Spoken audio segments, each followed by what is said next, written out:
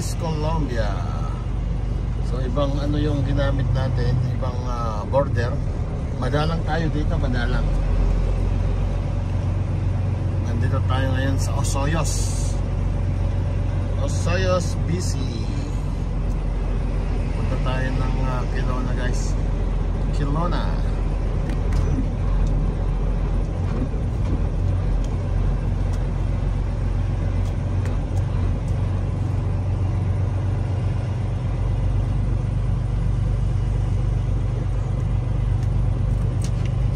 Nakatawid na tayo ng border.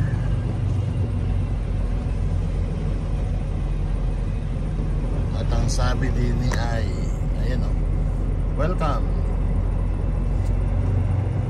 British Columbia, Canada.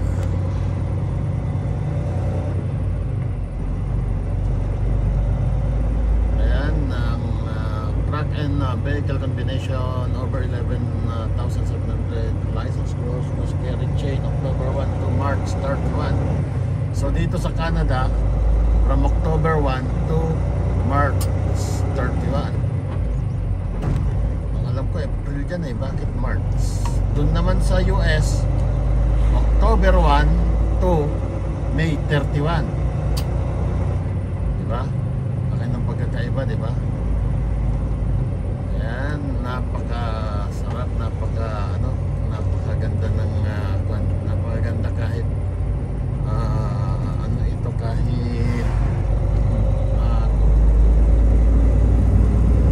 bukid, kahit bukid dito, napakasarap ng hangin. Ayan, explore Canada.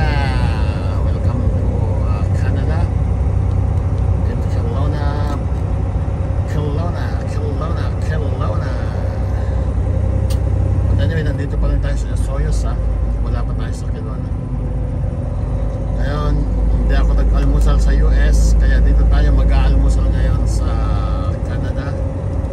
Siyempre, hanapin natin kaagad si Tim Hortons as usual, para maiba naman kasi sa US puro ano tayo so, and guys, nakatawid na tayo. Wala naman masyadong tanong, walang hassle, walang ano, as usual, kung ano lang yung mga basic questions, yun lang din po ulit-ulit. So yan, hanap tayo ng Tim Hortons guys. Eto nga, kanina bago pumasok si Balong ay tumawag sa akin at ang sabi ay good morning daddy.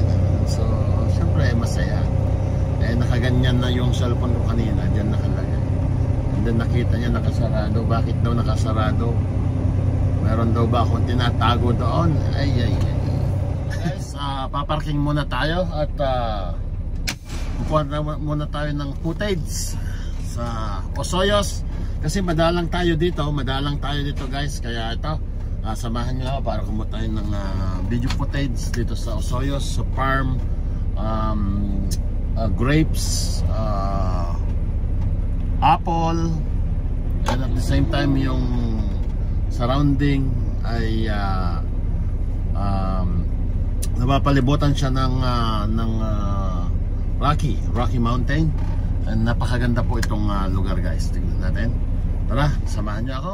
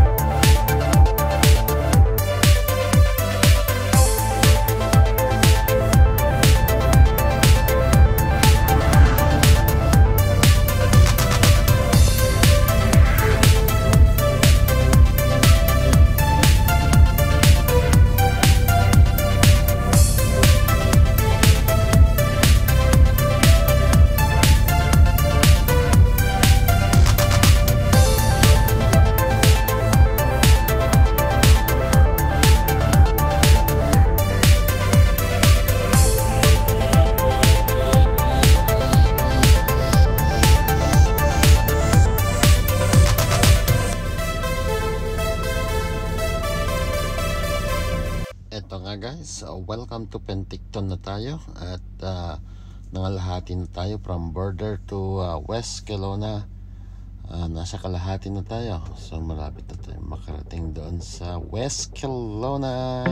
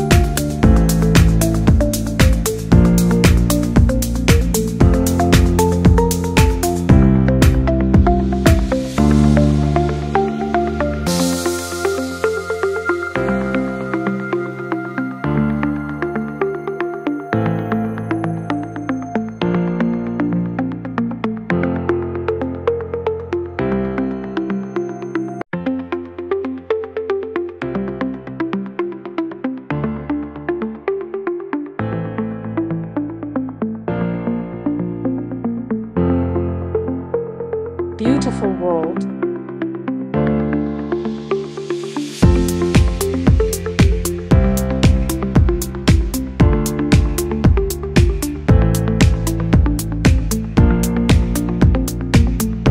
I hope everyone is enjoying watching this video.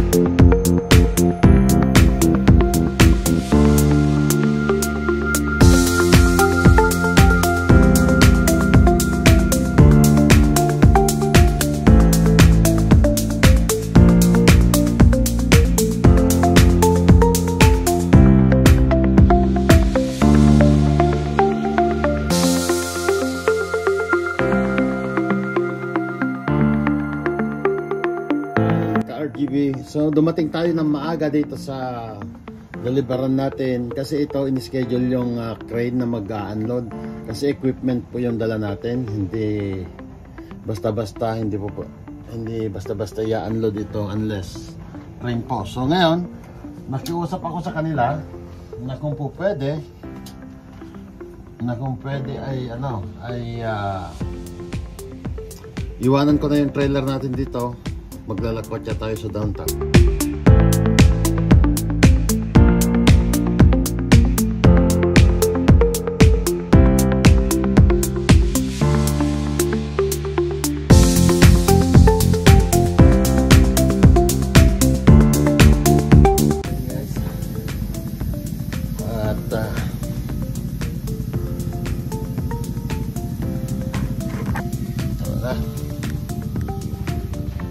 Iwanan natin yung trailer natin.